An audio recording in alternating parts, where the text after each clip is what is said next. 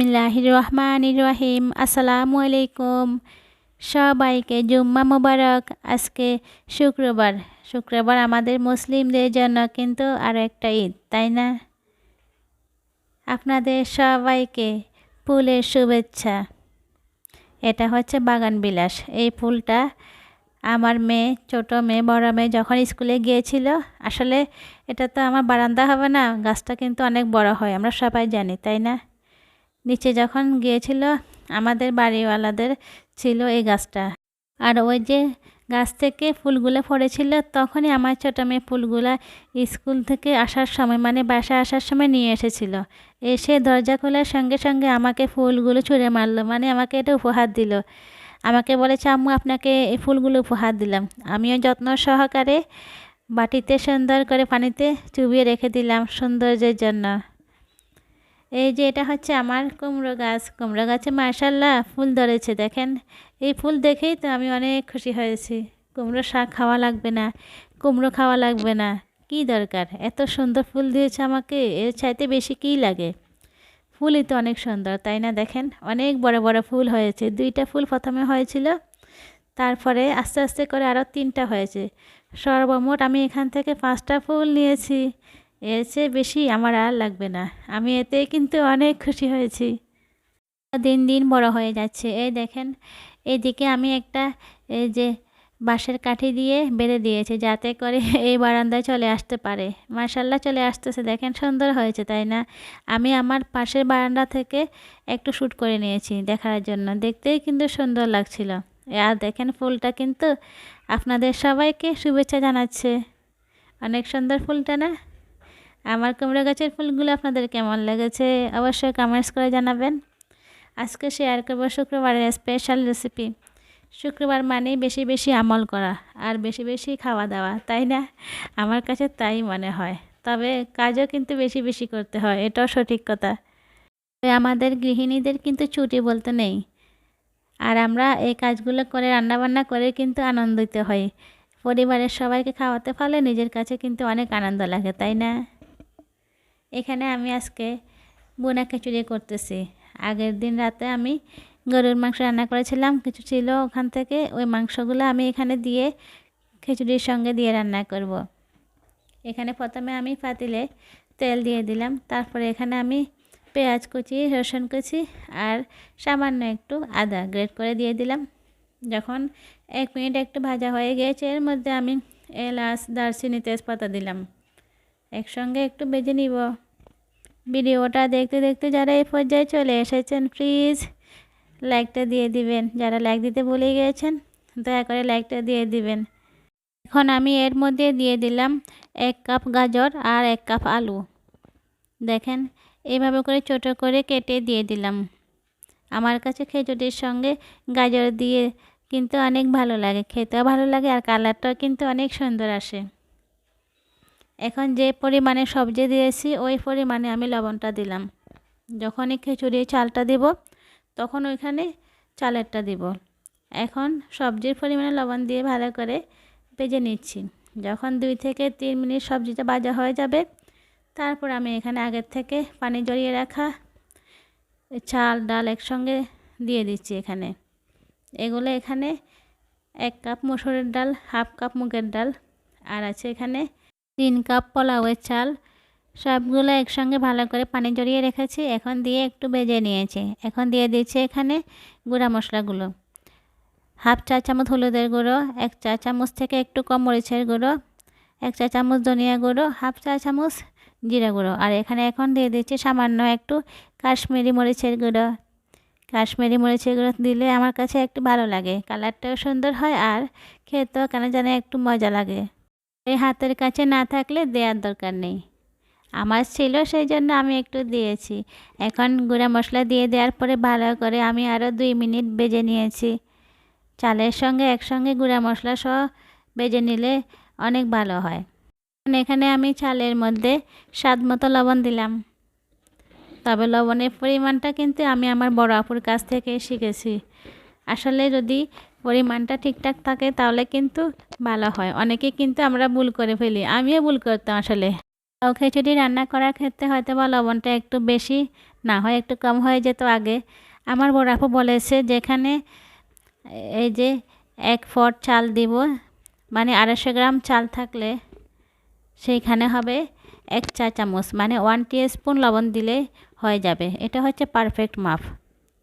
মানে 250 গ্রাম চালের সঙ্গে আমরা তখনই দিব 1 টিস্পুন লবণ, তাহলে কিন্তু মাপটা একবার এক্সাক্ট হয়ে যায়, বেশিও হবে না কমও হবে না। আমি এখন তাই করি, মাশাআল্লাহ সত্যি অনেক সুন্দর করে হয়ে যায়।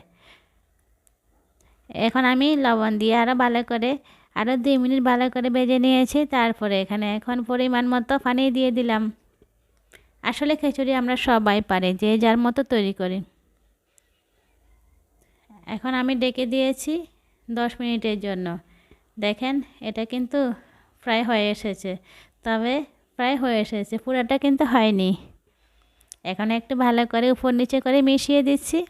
যখন মেশানো হয়ে যাবে এর মধ্যে এখন আমি দিব কালকে রাতে গরুর মাংস রান্না করেছিলাম, কিছুটা বক্সে রয়ে গিয়েছে, এখন আমি এটা দিয়ে দিচ্ছি এই পর্যায়ে।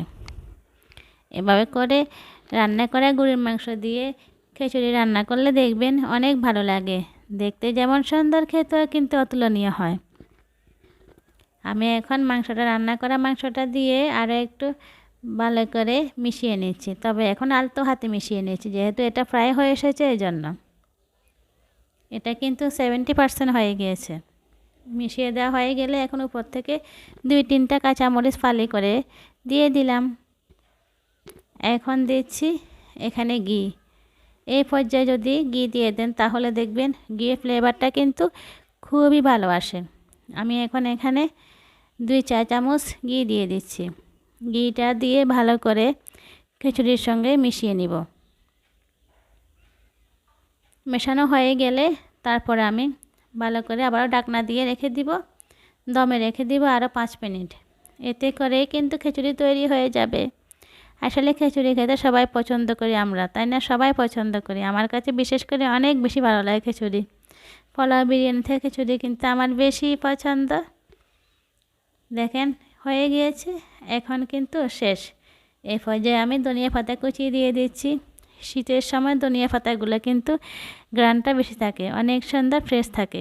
ধনিয়া পাতা কুচি দিয়ে হালকা করে আলতো করে মিশিয়ে নিচ্ছি। তারপরে আমি এখন চুলা থেকে নামিয়ে ফেলবো।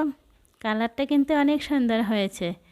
ক্যামেরাতে কিন্তু এত সুন্দর আসে না, তবে আসলেই কিন্তু কালারটা সুন্দর হয়েছে।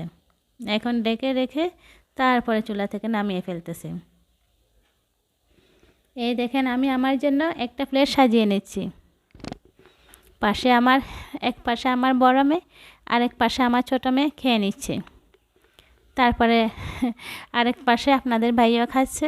শুধু আমার প্লেটে আমি একটু সাজিয়ে নিচ্ছি।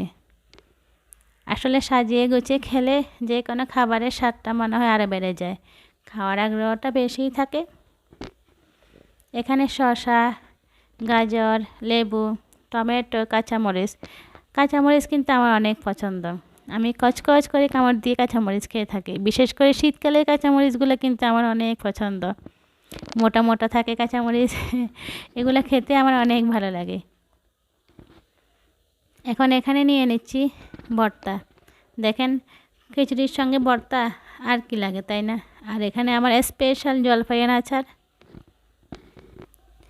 ভর্তা, এই যে জলপাইয়ের আচার, সালাদ, আর কি লাগে বলেন?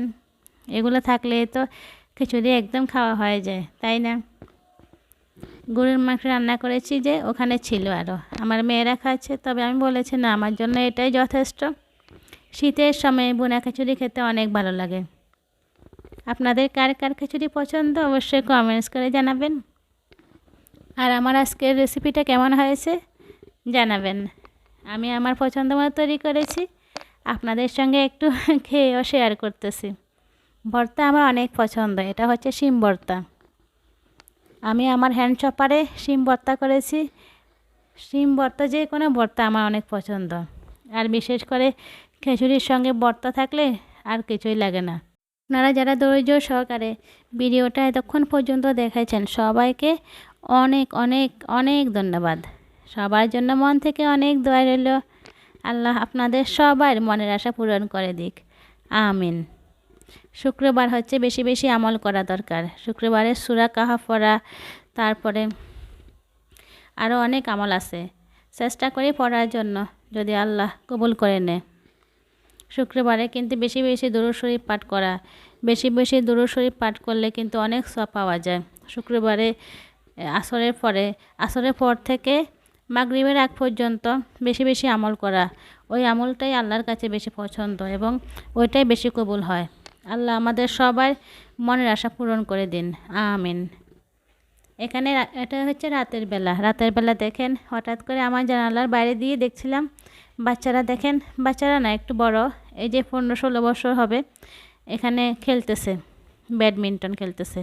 এখানে একটা মজার কাহিনী আছে, আরেকদিন শেয়ার করবে ইনশাল্লাহ। আপনারা সবাই অনেক ভালো থাকবেন, সুস্থ থাকবেন। আল্লাহ হাফেজ।